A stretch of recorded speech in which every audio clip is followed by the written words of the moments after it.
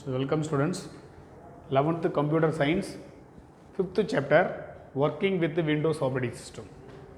So இந்த chapterல last videoல நம்ம என்ன பண்ணோம், various versions of Windows operating system பற்றி நம்ம பார்த்தோம். First Windows 1.x அப்படின்னு சொல்லி பார்த்தோம். Second window பார்த்தோன்னா Windows 2.x அப்படின்னு சொல்லி பார்த்தோம். அதுக்கடுத்தது ஒரு OS பார்த்தோன்னா 3.x Windows 3.x அப்படின்னு சொல்லி பார்த்தோம்.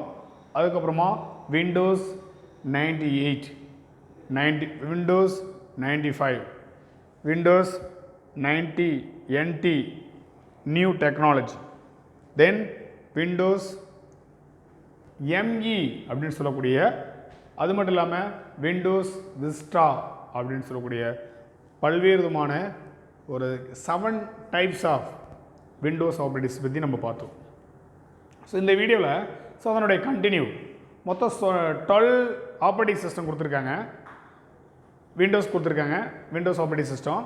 அதில் லாஸ்ட் வீடியோவில் பார்த்தோன்னா 7 அதை பற்றி நான் எக்ஸ்ப்ளோர் பண்ணிருக்கேன்.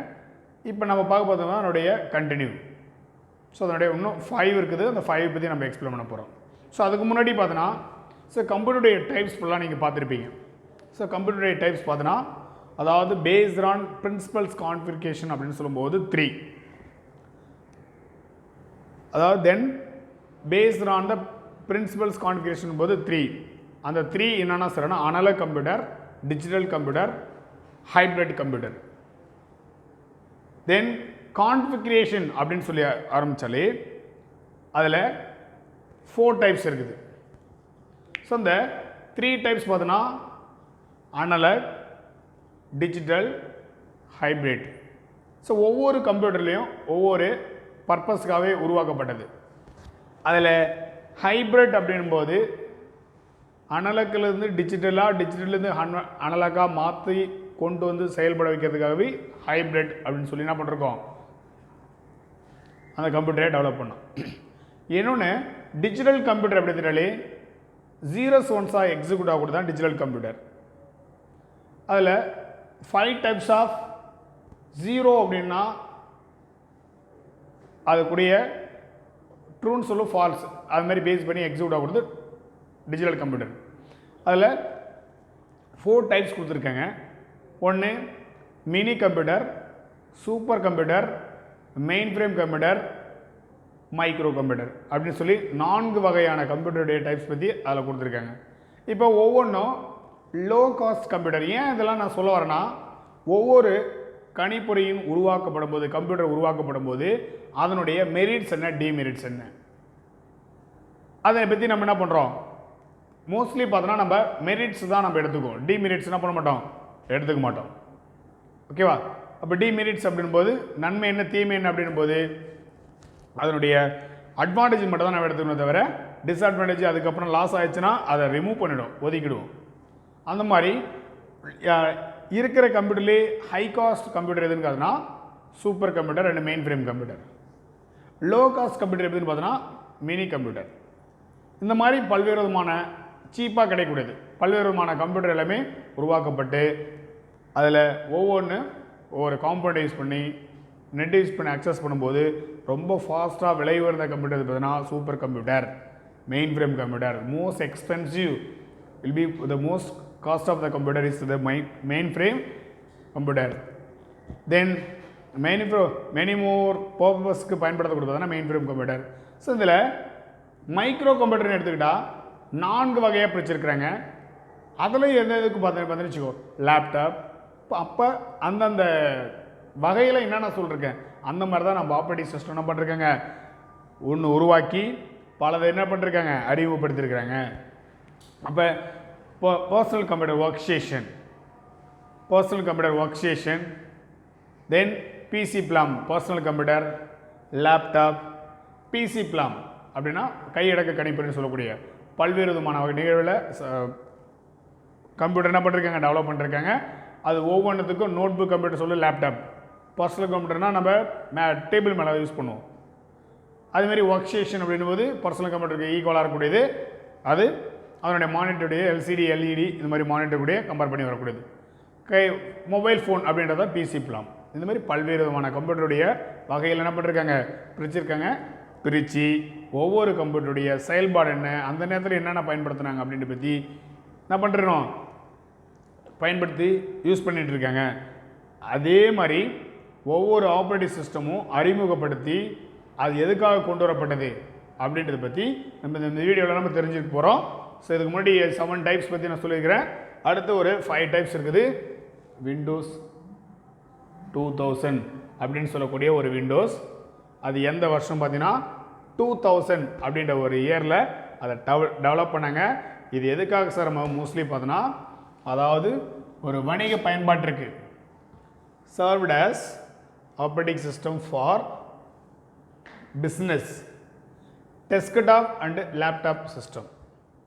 அதாவது லேப்டாப் சிஸ்டம் அப்படின்றதுன்னா நம்ம வந்து லேப்டாப் பயன்படுத்தியோ இல்லை டெஸ்க்டாப் மூலயமாகவே ஆப்ரேட்டிங் சிஸ்டம் பயன்படுத்தி என்ன பண்ணுறோம், அது சர்வீஸ் பண்ணுவதற்காகவே வணிகம் செய்வதற்காக உருவாக்கப்பட்டது தான் இந்த விண்டோஸ் 2000 அப்படின்ற ஒரு ஆப்ரேட்டிங் சிஸ்டம். தென் இதில் பார்த்தீங்கன்னு வச்சுக்கோ, 4 வெர்ஷன்ஸ் ஆஃப் விண்டோஸ் 2000 வேறு ரிலீஸ் பண்ணுது.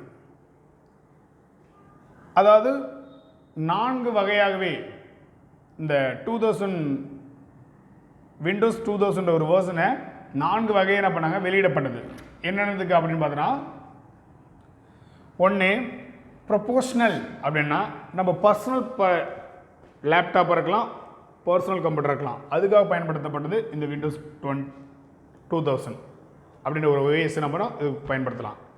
சர்வர் அப்படின்போது ஒரு இன்டர்நெட்டில் பயன்படுத்தும் போது கண்டிப்பாக இந்த மாதிரி ஒரு OS-ஐ நம்ம அக்செப்ட் பண்ணோம்னா பல்வேறு விதமான பிஸ்னஸ்க்கோ இல்லை மற்ற சேவைகளுக்கோ பயன்படுத்துகிறது இந்த சர்வர்.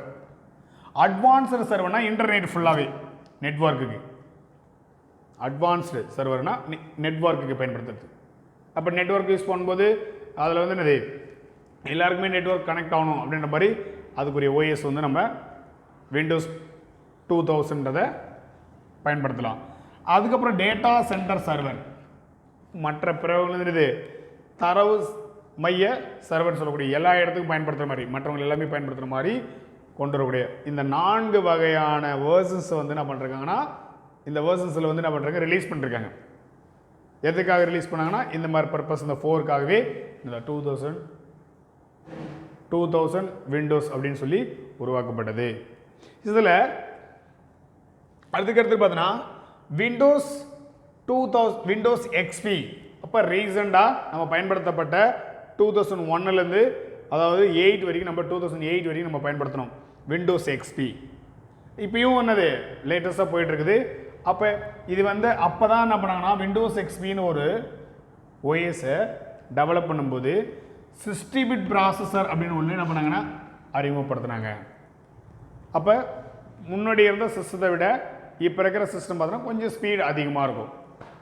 அப்போ 64 பிட் ப்ராசஸர் அப்படின்போது கொஞ்சம் ஸ்பீடு என்ன இருக்கும், அதிகமாக இருக்கக்கூடியது. அந்த இயரில் 2001ல் 64 பிட் ப்ராசஸரை அறிமுகப்படுத்தினாங்க. ஓகேவா. நெக்ஸ்ட்டு அது மட்டும் இல்லாமல் என்னென்ன சார் அப்படின்னா, அதாவது the improved Windows operating system appearance the theme and offered as stable versions. அதாவது ஒரு தீமாக இருக்கட்டும், விண்டோஸ் ஆப்ரேஷனில் உருவாக்கப்பட்டு அதுக்கு இம்ப்ரூவ் பண்ணுறதுக்காக உருவாக்கப்பட்டதுன்னா இந்த விண்டோஸ் XP. இன்னொன்று விண்டோஸ் 7 அப்படின்னு சொல்லி நம்ம 2009ல் வந்து அறிமுகப்படுத்தினாங்க. விண்டோஸ் 7 அப்படின்ற ஒரு OS-ஐ 2009ல் அறிமுகப்படுத்தினாங்க. இது எதுக்காக சார் உருவாக்கப்படுது அப்படின்னு பார்த்தோன்னா, பூட்டிங் டைம் வாஸ் இம்ப்ரூவ்டு. ஒவ்வொரு முறையும் கணிப்பொறியை வந்து இயங்க வைக்கிற டைம் வந்து ஆட்டோமேட்டிக்காக அது இம்ப்ரூவ்மெண்ட் பண்ணுவதற்காகவே, அதாவது டெவலப்மெண்ட் பண்ணுவதற்காக உருவாக்கப்பட்டது இந்த விண்டோஸ் 7. ஸோ அது மட்டும் இல்லாமல் நியூ யூசர்ஸ் எல்லாமே ஏரோபேக் அப்படின்னா பாருங்களேன், ஒரு சிஸ்டத்தில் லாஸ்ட் ஹோல் இந்த கார்னரில் இருக்கும். ஒரு சிஸ்டம் இருக்குன்னா அந்த விண்டோவில் லாஸ்ட் கார்னரில் இருக்கும். அதில் என்னென்ன இருக்கும், EN ஒரு ஆப்ஷன் இருக்கும், தென் ஸ்பீக்கர் இருக்கும், அப்புறம் நெட்டை அக்சஸ் பண்ணக்கூடிய அந்த சிக்னல் இருக்கும். ஹவு many percentage அப்படின்னு சொல்லக்கூடிய இதில் எல்லாமே இந்த ஓரத்தில் கார்னரில் இருக்கும். ஓகேவா, அதுதான் ஏரோ பீக் அப்படின்னு சொல்லக்கூடியது. ஏரோபிக்கை பயன்படுத்தி அது எல்லாமே அப்பொழுது தான் 2007 அந்த விண்டோஸ் 7 அப்படின்ற ஒரு ஆப்ரேட்டிங் சிஸ்டம் 2009 கொண்டு வரும்போது தான் அது எல்லாமே யூசர் இன்டர்ஃபேஸுக்காகவே அதை என்ன பண்ணாங்க, அறிமுகப்படுத்தினாங்க. அது மட்டும் இல்லாமல் pinning program to taskbar, அதாவது ஒரு டாஸ்க் பாரில் அறிமுகப்படுத்தி என்னென்ன ப்ரோக்ராம் எல்லாம் நிகழ்வு ஏற்படுகிறதுன்றது தெரிஞ்சுக்கிறதுக்காகவே அந்த டாஸ்க் பாரில் அறிமுகப்படுத்தினாங்க. எந்த ஆப்ரேட்டிங் சிஸ்டம் பயன்படுத்தும் போது, விண்டோஸ் 7 அப்படின்ற ஒரு ஆப்ரேட்டிங் சிஸ்டம் பயன்படுத்தும் போது. அது மட்டும் இல்லாமல் hand writing recognitions. Hand writing அப்படின்னா இப்போ நான் ஒரு சைன் பண்ணிட்டேன், இந்த சைன் யாருடையது அப்படின்னு சொல்லி என்ன பண்ணலாம், ஈஸியாக ஐடென்டி பண்ணலாம். அப்போ அதுக்குரிய தனியாக ஒரு சாஃப்ட்வேர் இருக்குது. அப்போ இந்த விண்டோஸ் 7 நம்ம சைன் பண்ணி ஸ்கேன் பண்ணி என்ன பண்ணுவோம், அப்டேட் பண்ணுறோம். அப்போ இது யாரோட சைனு எந்த மாதிரின்னு சொல்லி என்ன பண்ணுவோம், ஈஸியாக இந்த கிரைம்ஸ் மாதிரி கண்டுபிடிக்கிறதுக்கு பயன்படுத்தப்படுது. அதுவும் அது அறிமுகப்படுத்தப்பட்டது அந்த ஆப்ரேட்டிங் சிஸ்டம் 2007 2009 விண்டோஸ் 7 சாஃப்ட்வேர் என்ன பண்ணது அறிமுகப்படுத்தினாங்க. அது மட்டும் இல்லாமல் இன்டர்நெட் எக்ஸ்ப்ளோரர், அதாவது இன்டர்நெட்டை அக்சஸ் பண்ணக்கூடிய ஒரு வெப் ப்ரௌசர் இன்டர்நெட் எக்ஸ்ப்ளோரர் 8 அப்படின்னு சொல்லி ஒன்று அறிமுகப்படுத்தினாங்க. எந்த வருஷம், 2009. எந்த ஓஎஸ் பார்த்தீங்கன்னா 2007, விண்டோஸ் 7. அதுக்கடுத்தது விண்டோஸ் 8 அப்படின்னு ஒன்று அறிமுகப்படுத்தினாங்க. எப்போ, 2012 விண்டோஸ் 8 அறிமுகப்படுத்தி ரொம்ப ஃபாஸ்ட்டாகவே இருக்கும். எதை விட 2007 அப்படின்ற ஒரு விண்டோஸ் ஆப்ரேட்டிங்ஸ் விட இது ரொம்ப ஃபாஸ்ட்டாக இருக்கும். அதுதான் the Windows 8 is faster than the previous versions of window. முன்னாடி இருக்கிற விண்டோவோட 2009 உருவாக்கப்பட்ட விண்டோஸ் 7 அப்படின்ற ஒரு ஆப்ரேட்டிங் சிஸ்டம் விட ரொம்ப ஃபாஸ்ட்டாக இருக்கும்.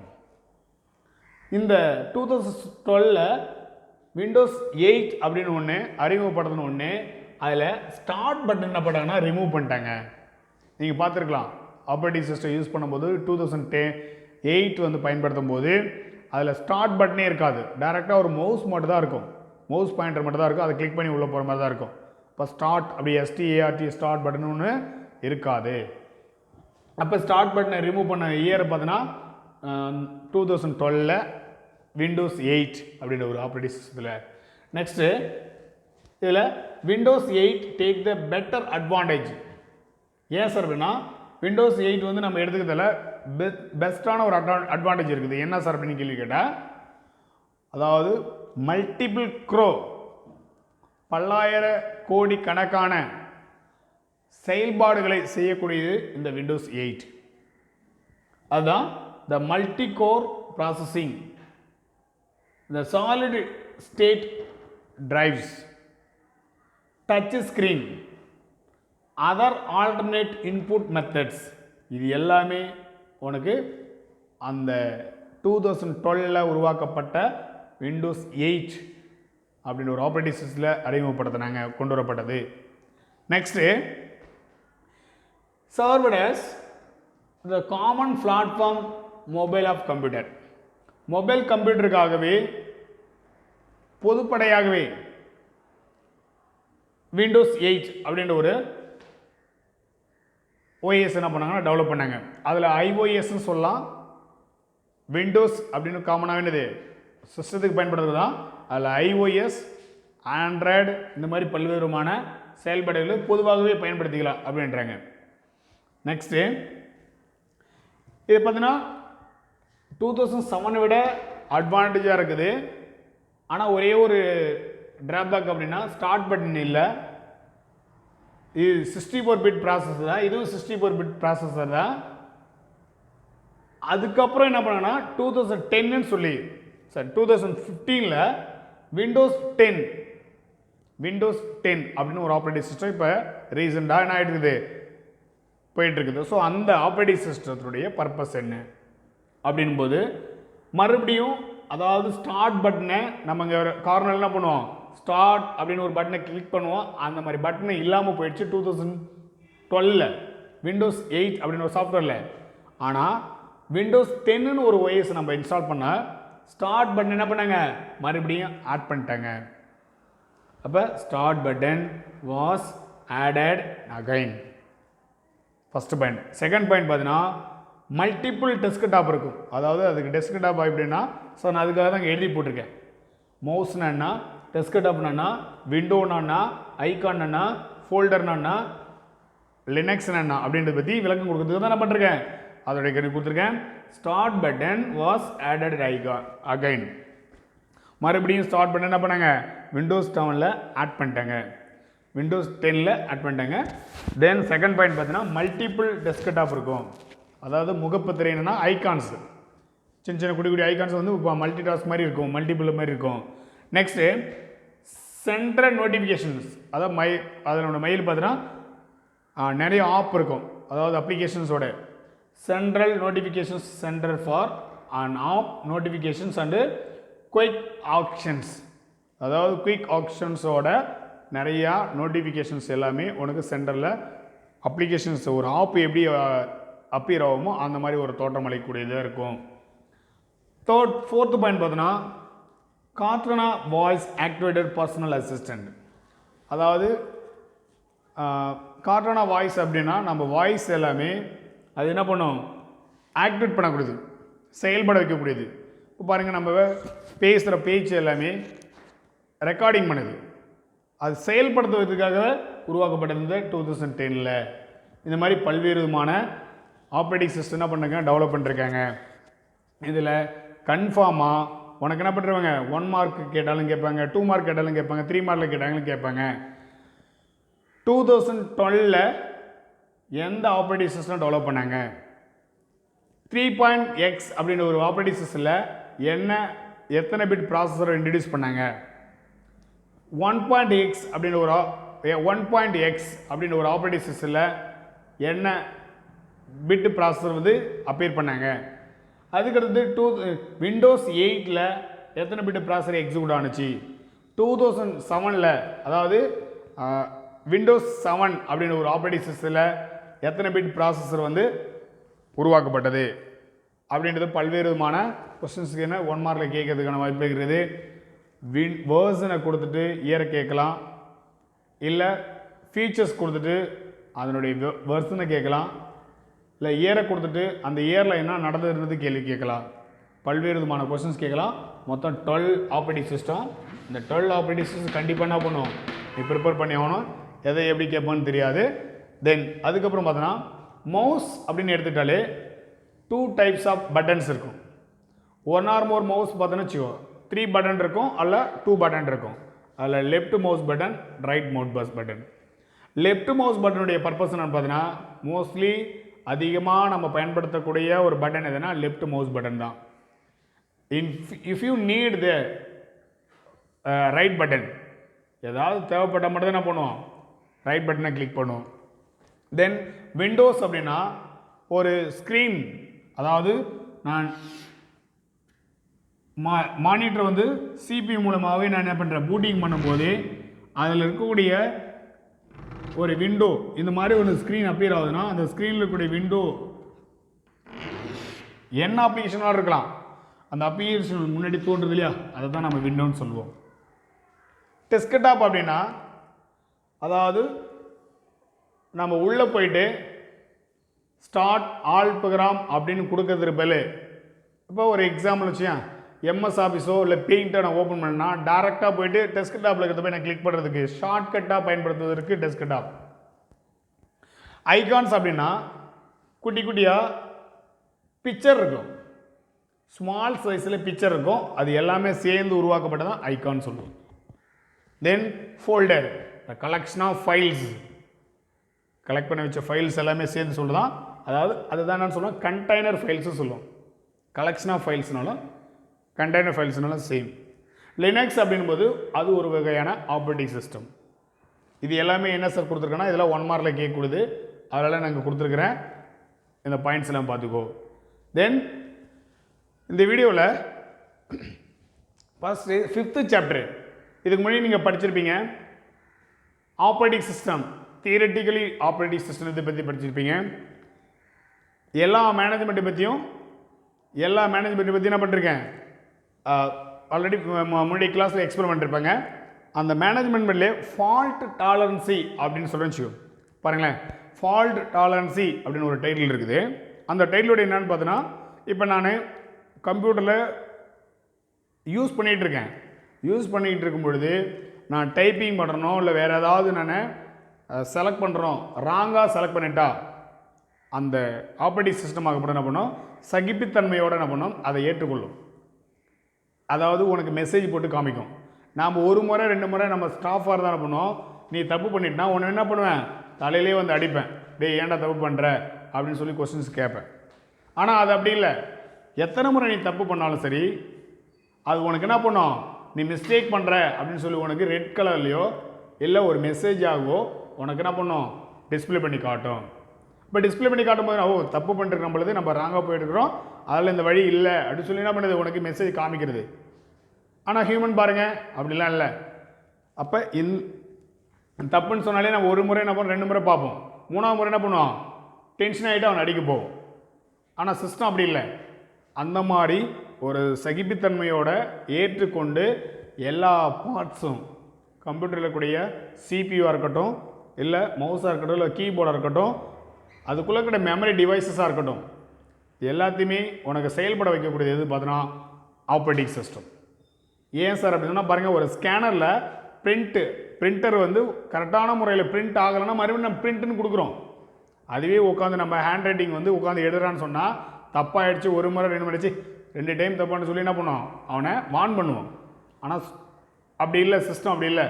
பிரிண்ட்டு கரெக்டாக எடுக்கலாம், மறுபடியும் நம்ம என்ன பண்ணுறோம், நம்ம மேலே மிஸ்டேக்ஸ், யூசர் மேலே மிஸ்டேக்கு. இப்போ அது வந்து அப்போ அந்த ஒரு ஃபால்ட்டு வந்து என்ன பண்ணுது, மறுபடியும் அந்த ஃபால்ட் வந்து என்ன பண்ணுது, மறுபடியும் சரி செஞ்சு உனக்கு காமிக்குது. ஓகேவா? அந்த மாதிரி ஒரு ப்ராசஸ் பண்ணக்கூடியதான் இந்த ஆப்ரேட்டிங் சிஸ்டம். இந்த முன்னாடி போன வீடியோவில் பார்த்தோன்னா ஃபஸ்ட்டு இன்ட்ரடக்ஷன் டு ஆப்ரேட்டிங் சிஸ்டத்தை பற்றி பார்த்தோம். 2வது வீடியோவில் பார்த்தோன்னா வேரியஸ் வெர்ஷன்ஸ் ஆஃப் விண்டோஸ் அப்படின்றத பற்றி ஃபஸ்ட்டு 7 டைப் பற்றி பார்த்தோம். அதுக்கடுத்து பார்த்தோன்னா 3rd ஒன்றில் பார்த்தோன்னா 5 டைப்ஸ் பற்றி பார்த்துருக்குறோம். அது கூட மவுஸ்னா என்ன, விண்டோஸ்னா என்ன, டெஸ்க்டாப்னா என்ன, ஐகான்னா என்ன, ஃபோல்டர்னா என்ன, லினக்ஸ்னா என்ன அப்படின்றத பற்றி ஃபுல்லாகவே என்ன பண்ணிருக்கோம், டீட்டெயிலாக பார்த்துருக்கோம். இப்போ அடுத்த வீடியோவில் நம்ம என்ன பார்க்க போகிறோம் அப்படின்னு பார்த்தீங்கன்னா மவுஸோட ஆக்ஷன்ஸ். ஸோ மவுஸோட ஆக்ஷன்ஸ் அப்படின்போது ஒன்று மவுஸ் வச்சு என்ன பண்ணுவோம், கிளிக் பண்ணுவோம். அப்படி இல்லைனா மவுஸ் வச்சு என்ன பண்ணுவோம், டபுள் கிளிக் பண்ணுவோம். இன்னொன்று செய்யலாம், என்ன பண்ணால் பிடிச்சி ட்ராக் பண்ணி இழுப்போம். இன்னொரு இடத்துல என்ன பண்ணுவோம், ட்ராக் பண்ணி இழுக்கிறது மட்டும் இல்லாமல் மூவ் பண்ணுவோம். ஸோ ட்ராக் அண்ட் ட்ராப் பண்ணுறது.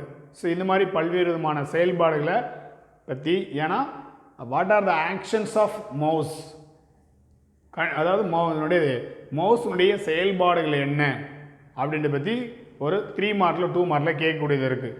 அப்போ உனக்கு என்ன ஆகும், அது ஒரு 3 மார்க் யூஸ் ஆகும். அப்படின்றத பற்றி நம்ம என்ன பண்ணுறோம், அடுத்த வீடியோவில் பார்க்க போகிறோம்.